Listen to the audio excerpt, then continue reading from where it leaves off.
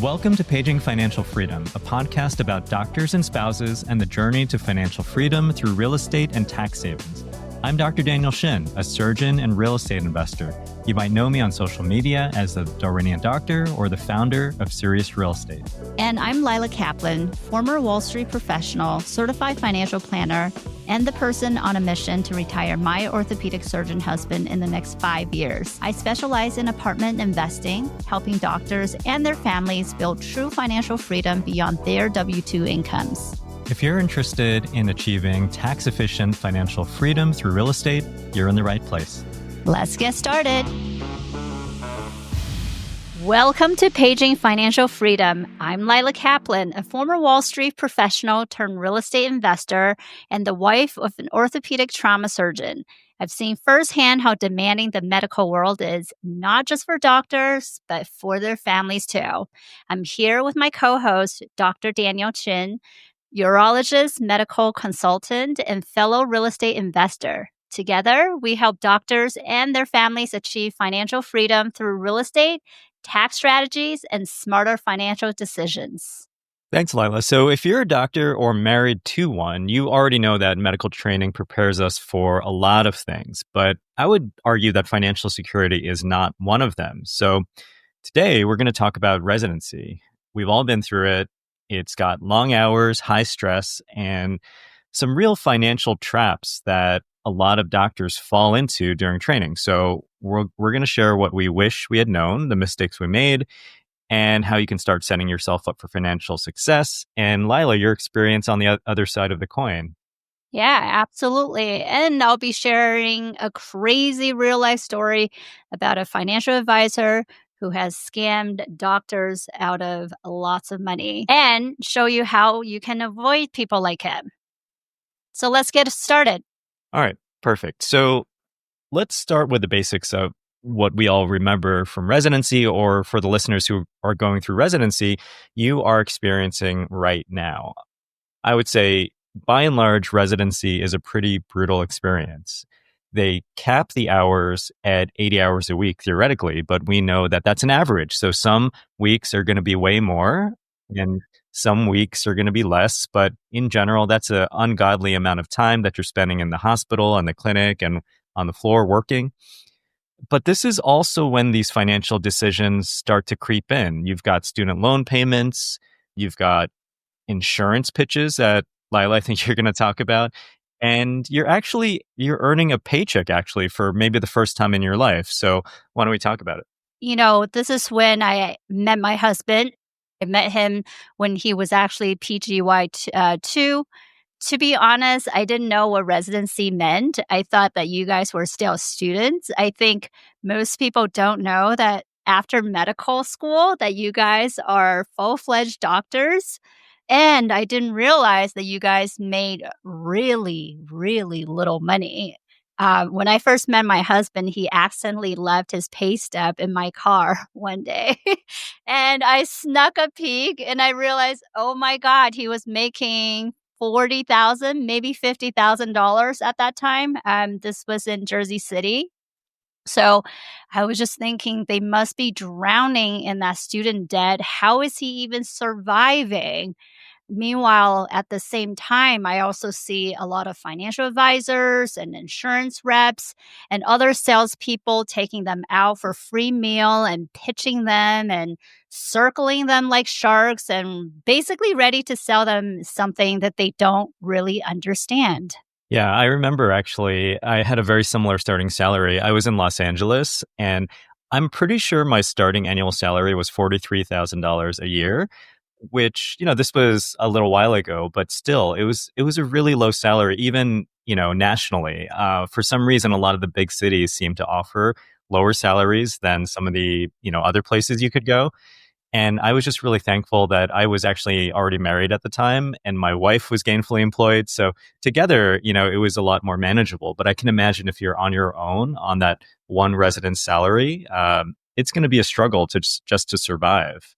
Yeah, absolutely. I mean, we weren't married, but Dan used to call me his sugar mama. So he was lucky. He ended up, I had my own condo out of Jersey City, which just so happened to be 4 blocks away from him. So he moved from 30 minutes away from his residency program to my apartment, and he actually never left after that. Nice. And we should probably clarify for the listeners that my name is Daniel. Lila's husband's Right. name is also Daniel, but we're not married. I'm Right. married to Zoe. So, Yeah. Yeah. so Good basically, point. that's a great point. I'm sure we'll be rehashing that many times in the course of the Yes, for podcast, sure. but it's probably a good thing to mention once in a while. Yeah. So basically, from my perspective, the real financial challenges were that the paycheck was quite low, and it really didn't seem like a opportunity to start paying back the student debt. But then we got a lot of pressure to start getting these insurance policies in place during residency, because basically we were told that if we didn't do it during residency, it would just get super expensive and more difficult later on. Yeah. And I can tell you, same thing out of Dan, my husband's residency program. So there's this one guy, I'll just say his name is Frank. So early in his residency, I kept on hearing about this guy, Frank, and he kept on marketing himself as the financial planner for doctors. He definitely had a huge network of hospitals that he kind of do these sales pitches to, from Pennsylvania all the way to New Jersey. He would give free talks to the residencies. He would take them out for dinner. He would give them gifts, and he would promise that he'd take care of everything: investments, insurance, and even taxes. It sounded too good to be true, to be honest. I was working on Wall Street. I understand how brokers work. And so I just did a quick search on FINRA broker check, and I was shocked. I mean, this guy had 13 violations, which collectively totaled about $1 million in tax liens. He also had trading in clients' accounts without their permission. I mean, it's totally insane. And these doctors are basically pouring money to this guy who's a complete criminal.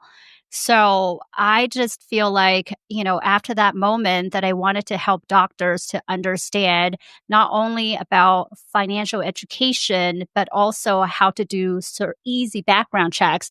I mean, the FINRA broker check literally took me 2 minutes, 2 minutes to find this guy and all of his violations. Wow, that is an insane story, Lila. Wow, that is crazy. But I totally believe it, because I remember when we were getting, talks in residency from essentially insurance brokers.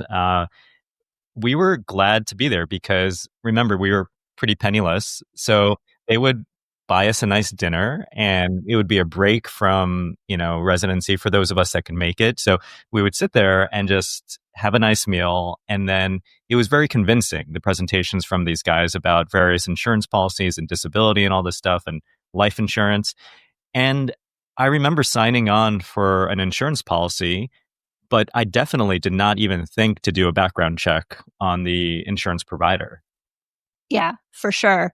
I would say, the rule of thumb for any doctors or any, busy business or medical professionals, if someone trying to sell you an investment or insurance that you don't fully understand, it's probably not good for you, or you need to take another step to understand what it is. So I would say there are 4 financial pitfalls that, any doctor should avoid. One is getting into a whole life insurance policy immediately if you don't understand. There are high commissions and very low benefit. The second one is fee heavy financial advisors. So I would always check on FINRA Broker Check. It's a free website. You go to brokercheck, I think, .com, and we'll list the website in our show notes here. Put in their number and just basically see what type of violations they've had. Most brokers may have had 2 or 3 violations throughout their career, but anything beyond that, you should really be concerned. And then secondly, it's understanding how they're getting paid, whether they're getting paid based on commission or fee based. And then the next one is falling into high interest debt and credit traps. As a doctor, I'm sure you guys have a lot of debt, student debt, credit card debt. You're not getting paid too much. Not sure how you guys are budgeting, Daniel, or if at all.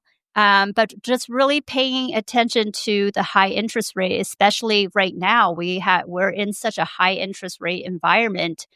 So don't get yourself in so much debt before you graduate from residency program and before you get a real paycheck. Yeah, maybe we can pause and just touch on that a tiny bit, because I think that for a lot of people going into residency, you're not making much money, because when you're making that transition from medical school to residency training, you go from making nothing, actually negative something when you're paying tuition, to making a paycheck, but it's such a small paycheck. And you've got these huge expenses where a lot of people are moving across the country, which costs money, and you're having to maybe outfit a new apartment or put down a down payment on a lease or something like that, or a car. And I think a lot of people actually turn to credit cards. And I didn't really even understand how credit cards worked, I think, until probably well into residency, or I don't know exactly when I learned how they work, but I think a lot of people make that minimum payment not understanding that there's still compounding debt that increases so rapidly at those predatory credit card interest rates. Yeah, absolutely. And they'll give you a big credit. They'll see you as a doctor and they'll give you a very high credit, and you feel like you have a lot of money, but really you're just in debt. And I do know that most doctors, they accumulate a lot of debt during residency and fellowship. Even in fellowship, you're not getting paid that much still. And then immediately out of fellowship, you guys, well, not you guys, but a lot of doctors end up buying a house immediately, end up buying, luxury cars, go on luxury vacations when they should really be thinking about, how do I pay off all this debt? Yeah, I think that would be a really good topic for us to touch on maybe next podcast. The discussion of investing early versus, living it up and, trying to enjoy yourself a little bit. It's actually pretty controversial. There's like really strong feelings on either side of that coin. But if we table that, like what do you think are some practical ways that residents can start to get their financial future in order, even during residency when you're only making a little bit of money? Yeah, that's a great question. So I think you can start small. When I started dating my husband and I realized he had no savings, he had a negative net worth, I was very concerned. So I actually told him, every paycheck that you have, automatically transfer that into some kind of investment account. So I made him do $100, just $100 per paycheck initially. And I said, just set it and forget it. I think at the end of first year, he actually accumulated a few $1,000s that we were able to roll into a Roth IRA, which is a great start. So a Roth IRA basically allows you to pay taxes now and use it as an investment vehicle where anything that you accumulate in the future will be tax free. So that's a great investment tool. The second one is using other tax advantaged accounts like 403B, for example. A lot of hospital systems do offer full 403B. Make sure that you do full contribution to this plan if you can. It's basically free money for you. And then also just to avoid lifestyle creep. So what I mean by that is, just because you're making some money doesn't mean that you have to spend it. So really think about how you're going to spend your money wisely and save just a little bit if you can. I think that's such great advice, because even just setting that little habit of just putting away $100 a month, it really actually surprisingly can build up to a surprising amount by the end of residency, because, some residencies are 3 years, but mine was 6, some surgeons, My when you husband was count five. fellowship. Yeah. And then you got fellowship on top of that, right? So, Yep. you know, it can really, there's a lot of time for compounding and regular investments to grow. I remember what I did. I think we did have a 401k actually. And there was a match up to, 3% of your paycheck or something like that. So I just contributed up to the match because, as you said, it's essentially free money. If you don't contribute up to that, then you're leaving money on the table. So I just did that. I could have done more, but I thought it was actually going to be too expensive to fully fund the 401k. So I just did up to the match. And by the end of residency, surprisingly, it had grown to, I think, over $25,000, believe it or not. It was actually a really good time, in the market for the stock market and everything like that. But it just also shows that small regular investments over time can grow to a surprising amount. Absolutely. And I mean, to be honest, Daniel, do you think that residents will listen? I mean, you were thinking way ahead beyond any residents would think right now. I feel like my husband didn't think about it. And because I was in financial services, that I kind of pushed him to do that. What do you think, we can say or help them to realize for them to start taking that first step of saving and investing? Yeah, I think it's a really good question because let's be honest, residency is so challenging that I would say most people are not going to have very much bandwidth to give towards thinking about financial future and financial planning and investing and all that stuff. And honestly, maybe it's not the best time for it. Maybe you should be spending, the majority of your time learning how to be a great physician. I say that often. But I would say that, the little tips that you gave are such an incredible head start. Just start thinking about it, start paying attention, because what I've learned is that actually one of the most important factors in investing is not just how much you invest, it's time in the market. You know, if you start right after med school, investing in the market or even just investing in your education, all of that compounds. So you put yourself into a much, much better position by the time you're in attending and you're starting to make that real paycheck. Yeah, absolutely. You're so right. So, honestly, even if, any of the residents take just one piece of advice from this episode and any future episode, it could save you tens and of thousands of dollars over your career. So, we hope that our podcast is going to at least give you one tidbit each time so that you can grow and be successful and hopefully retire early, like Daniel and also my husband, who I'm trying to retire in the next 5 years.